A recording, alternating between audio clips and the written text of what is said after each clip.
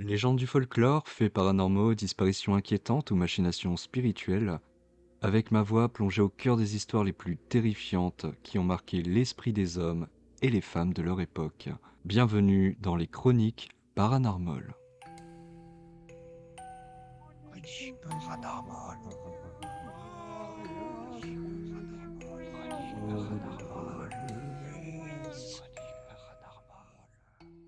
Dans cet épisode, je vais vous raconter l'histoire du poltergeist d'Enfield, un esprit malfaisant qui s'est emparé de la maison d'une famille anglaise dans les années 70.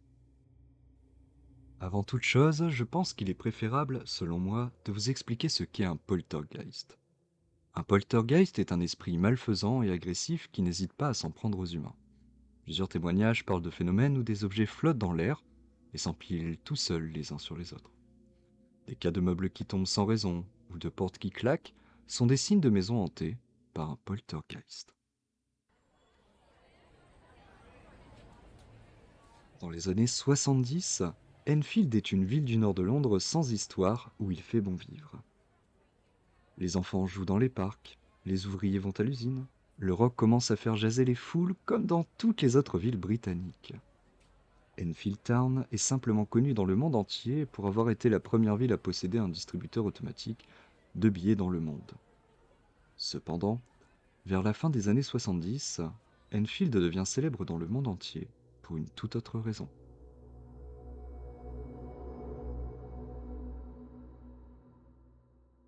C'est dans cette banlieue londonienne, située au nord de Londres, que vit la famille Hudson.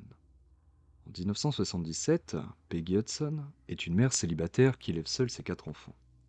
3 filles et un garçon qui se prénomment Margaret, 13 ans, Janet, 11 ans, Johnny, 10 ans, et Billy, 7 ans. Le 31 août 1977, alors que la famille Hudson se prépare à aller dormir, quelque chose se prépare. Tari dans la nuit, un esprit malfaisant fait son apparition dans les murs de leur maison. La première fois, ce sont les enfants qui entendent des bruits étranges, voient des briques de Lego voler toutes seules. Puis la mère aussi entend des grincements, voit le mobilier se déplacer comme par magie, notamment une lourde commode en chêne déplacée de part et d'autre dans le salon. À cette affaire de commode s'ajoute une atmosphère pesante, glaçante, propre au phénomène surnaturel.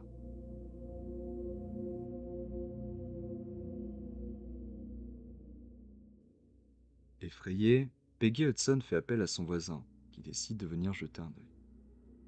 Cet ouvrier à la stature imposante est lui aussi effrayé par les bruits. Ensemble, ce soir-là, ils décident de faire appel à la police. Une fois sur les lieux, l'un des policiers avoue avoir vu une chaise se déplacer toute seule devant ses yeux. Des jouets aussi se sont mis à voler et sont devenus brûlants au toucher.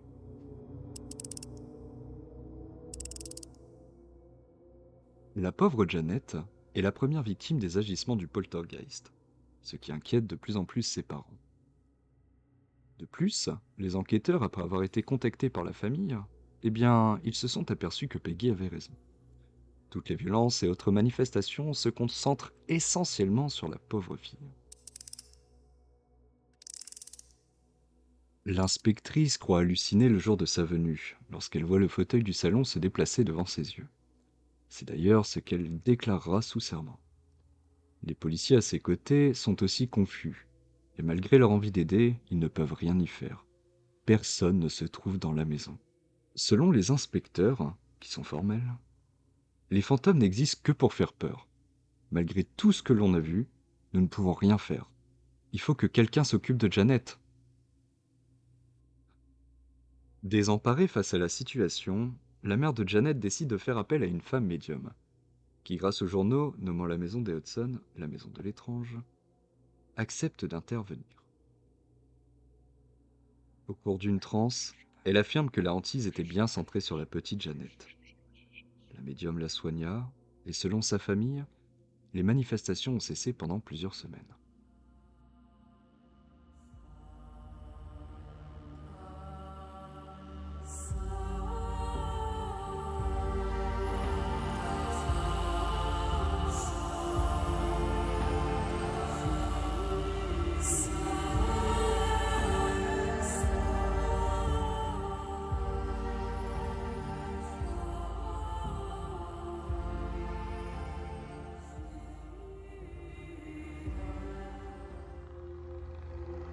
Cependant, malgré toutes ces mesures, tout s'estompe à la fin du mois d'octobre.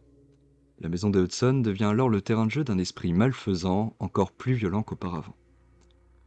Dans ses murs, il s'amuse à déplacer des meubles dans toute la maison. Il arrache les couvertures des lits, balance les jouets des enfants un peu partout dans la maison.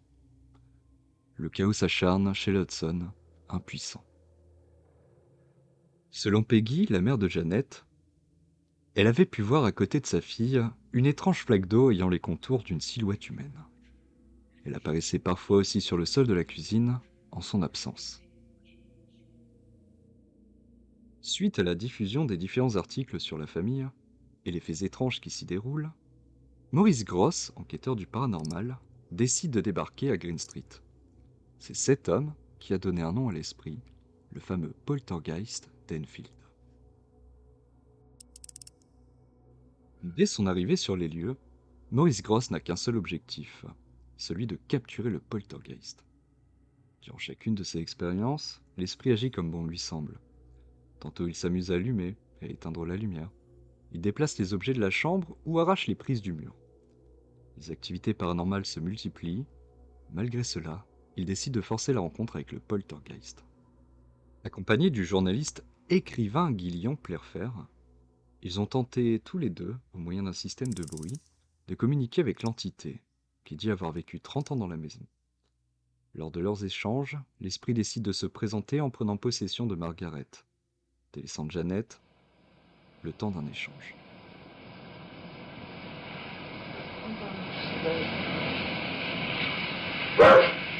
Come on, my name's Morris. Let me hear you say it.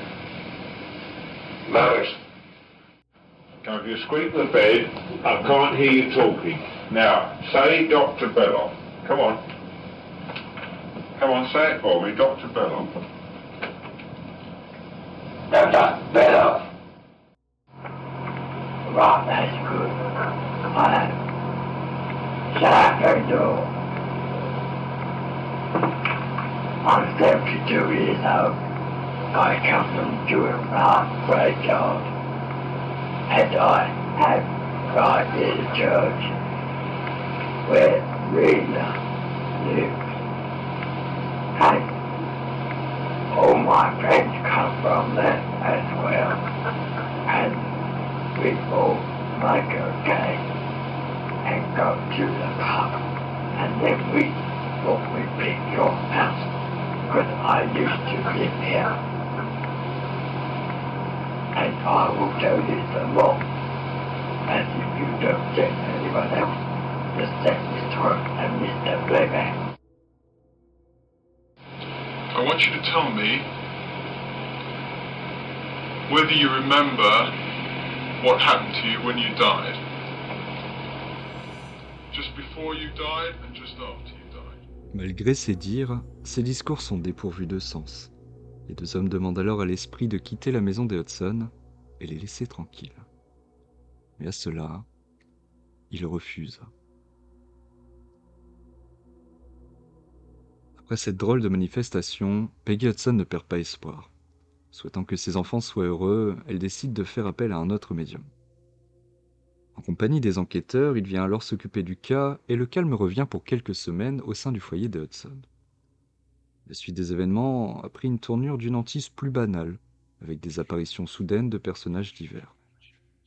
Les enquêteurs et médecins au courant de l'affaire conseillent d'ailleurs à Madame Hudson de faire interner Margaret, pour l'éloigner de l'esprit.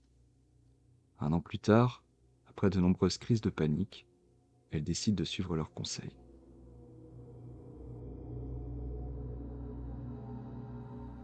Finalement, après son séjour à l'hôpital, Margaret en ressort en bien meilleure santé.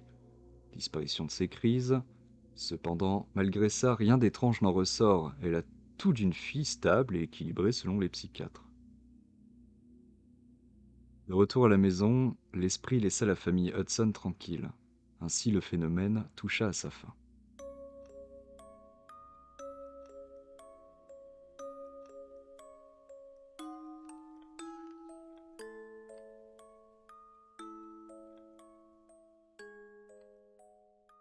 À ce jour, le poltergeist d'Enfield est l'un des cas les plus célèbres de maisons hantées.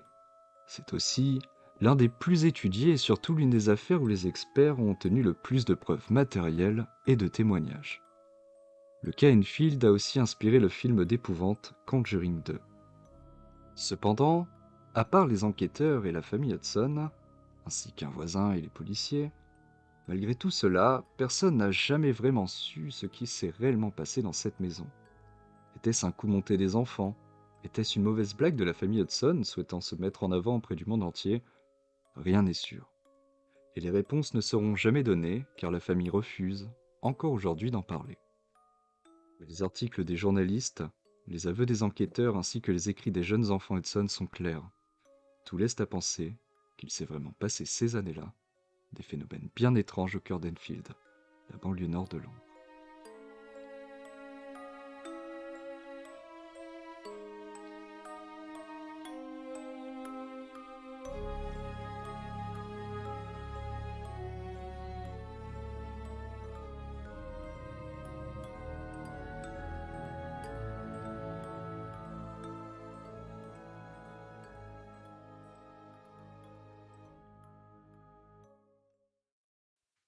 Sachez que si cet épisode vous a plu, vous pouvez l'indiquer dans les commentaires. Vous pouvez aussi, si l'envie vous en prend, le partager sur vos réseaux sociaux personnels.